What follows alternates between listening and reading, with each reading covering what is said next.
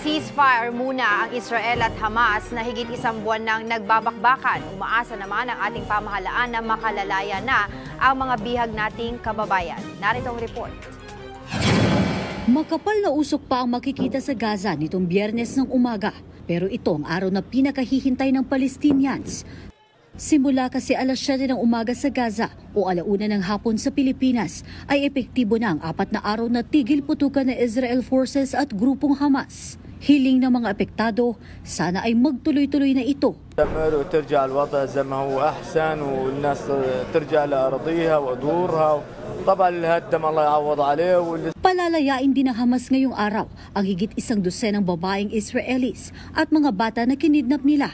Umaasa ang Department of Foreign Affairs na makakasama rito ang 2 nating kababayan na bihag din ng Hamas sa pag-atake sa Israel noong October 7. Ano ko sila, isa lalaki sa babae. Maaaring isa dahil woman siya, babae. Pero alam namin, yung umpisa nila yung mga bata at nanay nila. Pero ang maganda dyan, kung successful to for the first 4 days ng truce, inaasa natin tuloy-tuloy na hanggang sa mas maraming papakawalang mga bihag kasama na yung possible na 2 nating mga citizen. Samantala, tuloy-tuloy din ang pakikipag-ugnayan ng DFA para mapalaya ang 17 Pinoy crew na bihag ng rebeldeng Houthi. Kasama sila sa na-hijack na barko sa Red Sea. Ganti raw ito ng Houthi sa Israel sa pag-atake sa Palestinian at sa Gaza. Sabi ng DFA, maayos naman daw ang kondisyon ng mga Pinoy. Mahusay naman daw ang condition. Yan ang sabi ng may isang seafarer na nakausap yung misis niya.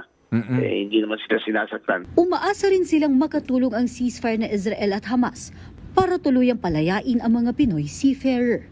Mobile Journal, Kayla Makantan, hatid ang mukha ng balita.